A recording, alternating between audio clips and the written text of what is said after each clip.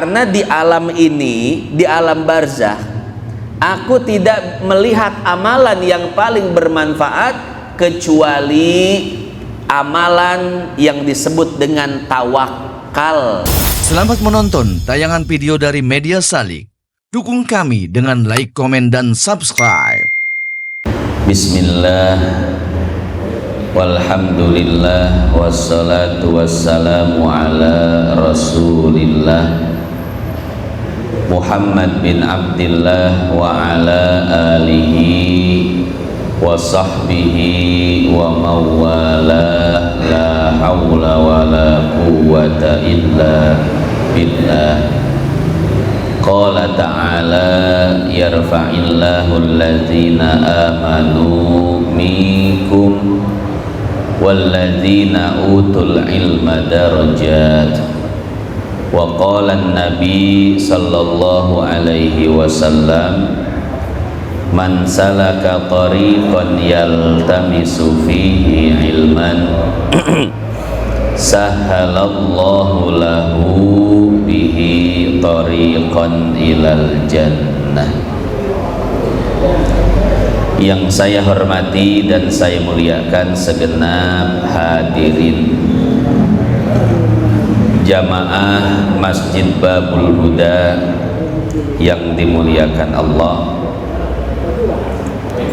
wabil khusus Ketua Dewan Kemakmuran Masjid Bapak Haji Sukri, Bapak Haji Sanusi beserta seluruh jajaran pengurusnya, orang tua kita Bapak Haji Suntara dan para orang tua yang lainnya, para tokoh, para sesepuh, bapak-bapak dan segenap kaum remaja yang dimuliakan Allah.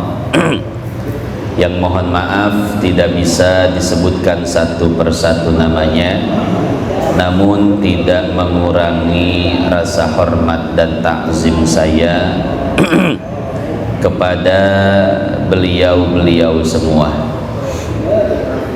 Hadirin jamaah yang dimuliakan Allah, hari ini adalah hari Jumat tanggal 27 September tahun 2024. Itu tanggal Masehinya. Tanggal Hijriyahnya kita sudah memasuki tanggal 23 Rabiul Awal. Artinya apa?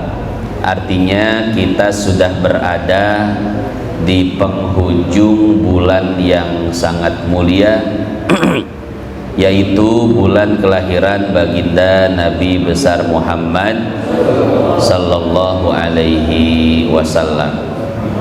Cuman walaupun bulan Maulid mau habis, biasanya maulidnya masih banyak Pak ya, masih lama, sampai 2 bulan 3 bulan ke depan itu. Alhamdulillah kita masih terus bisa untuk mendengar kisah perjalanan baginda Nabi, perjalanan hidup, kisah maulid baginda Nabi besar Muhammad sallallahu alaihi wasallam. Hadirin jamaah yang dimuliakan Allah, melanjutkan kajian sebelumnya yaitu tafsir surat Az-Zumar ayat 42. Pada kesempatan sebelumnya kita sudah membahas tafsir ayat tersebut dengan menggunakan tafsir Jalalain sebagai rujukan utamanya, sebagai sumber primernya, dan tafsir-tafsir lain seperti Al-Jami' li Ahkamil Quran karangan Imam Qurtubi sebagai sumber sekundernya. Nah, pada kesempatan kali ini kita akan membaca beberapa riwayat dan beberapa kisah yang berkaitan dengan surat Az-Zumar ayat 42. Kitab yang akan kita baca adalah kitab Ar-Ruh yang dikarang oleh Al-Imam Ibnul Qayyim Al-Jauziyah. Sebelum kita membaca kisah dan riwayatnya, sedikit saya akan mengulang surat Az-Zumar ayat 42. Saya bacakan ayatnya, saya artikan, dan sedikit saya kembali jelaskan maknanya. Allah Subhanahu wa ta'ala berfirman, Allahu yatawaffal anfusa hina mautiha wallati lam tamut fi manamiha fayumsikul lati qada 'alaihal maut wa yursilul ukhra ila ajalim musamma inna fi dzalika laayatil liqaumi yatafakkarun. Allah Subhanahu wa ta'ala mewafatkan jiwa atau mewafatkan seluruh jiwa, khususnya jiwa manusia. Di dalam tafsir Jalalain dan Hasyiahnya As-Sawi kemarin dijelaskan, maksud ayat tersebut adalah Allah mencabut ruh manusia hina mautiha, ketika ajalnya sudah tiba. Wallati lam tamut fi manamiha, begitu pula Allah mencabut ruh seorang manusia ketika dia tidur. Jadi baik yang ajalnya sudah tiba ataupun dalam keadaan tidur, maka Allah akan mencabut nyawa manusia. Fayumsikul lati qada 'alaihal maut, lalu Allah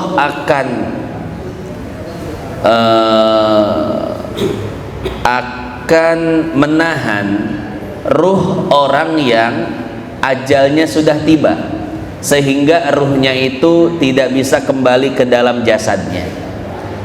Wa yursilul ukhra ila ajalim musamma, dan akan melepaskan ruh yang lain yang ajalnya belum tiba. Makanya istilah Syekh Ibnul Qayyim itu dua, ada al-mautul kubro dan ada al-mautus sugro.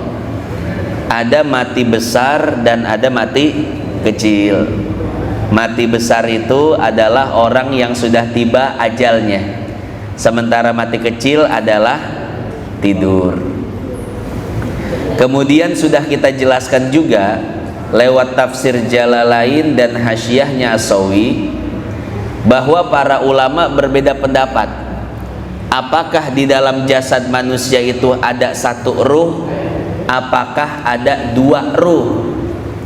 Dan pendapat yang paling mendekati kebenaran itu adalah pendapat mayoritas ulama bahwa manusia itu hanya memiliki satu ruh saja, ya. Ketika ruh itu keluar dari jasadnya saat tidur, maka ruh itu masih memiliki kaitan dengan jasadnya, sehingga bisa kembali masuk ke dalam jasadnya ketika dia terbangun dari tidur.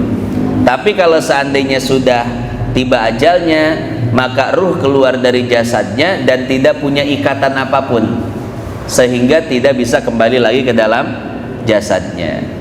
Itu pendapat mayoritas ulama. Tapi sebagian ulama mengatakan ini seperti Syekh Izzuddin bin Abdissalam. Beliau berpendapat bahwa di dalam tubuh manusia itu ada dua ruh. Ada ruhul hayat, ruh kehidupan, dan ada ruh ada ruh kesadaran bahasa Indonesianya. Jadi ada ruh kehidupan dan ada ruh kesadaran. Ketika manusia tidur, yang keluar itu hanya ruh kesadarannya saja, sehingga manusia tidak sadar.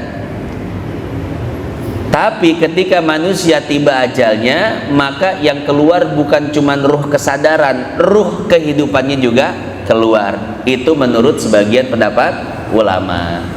Walhasil, walaupun berbeda pendapat dalam masalah itu, apakah terdapat dua ruh ataukah hanya satu ruh, tapi ulama bersepakat bahwasanya manusia itu terdiri dari dua unsur, unsur jasmani dan unsur rohani, punya jasad dan punya ruh. Ketika ruh berada di dalam jasad itu namanya hidup. Sebaliknya ketika ruh keluar dari jasad itu namanya mati. Inna fi dzalika laayatil liqaumi yatafakkarun. Surat Az-Zumar ayat 42. Nah, kemudian kita akan baca kisah atau sebuah riwayat yang dicantumkan oleh Ibnul Qayyim di dalam kitabnya Ar-Ruh. Wa qala Sa'id ibnul Musayyib, seorang sahabat yang bernama Sa'id ibnul Musayyib. Beliau ini menantunya Abu Hurairah. Kalau dalam ilmu hadis, semua riwayat hadis yang mudallas itu ditolak dan dikategorikan sebagai hadis dhaif. Mohon maaf, bukan mudallas, mursal, ya. Itu semua hadis mursal hukumnya dhaif kecuali marosilnya atau mursalnya Sa'id ibnul Musayyib, karena mursal beliau ini jelas, yang digugurkan, yang dihilangkan periwayatannya adalah mertuanya Abu Hurairah. Para ulama mengatakan mungkin beliau malu mengambil hadis dari mertuanya, jadi beliau itu langsung qala Rasul, menisbatkan kepada Nabi, ya. Di dalam kitab Al-Manzumah Al-Baiquniyah disebutkan wa mursalun minhus sahabiyyu saqat.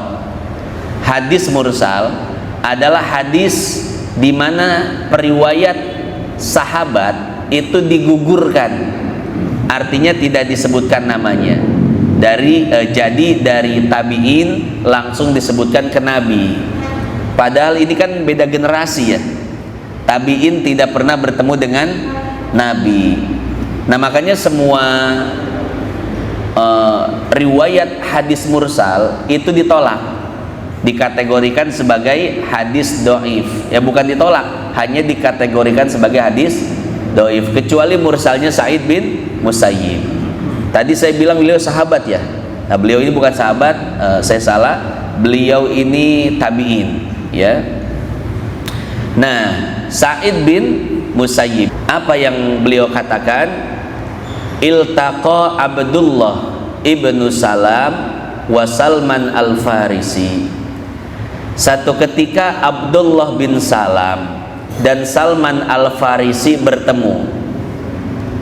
Faqala ahaduhuma lil akhar, maka salah satunya berkata kepada yang lain, in mitta qabli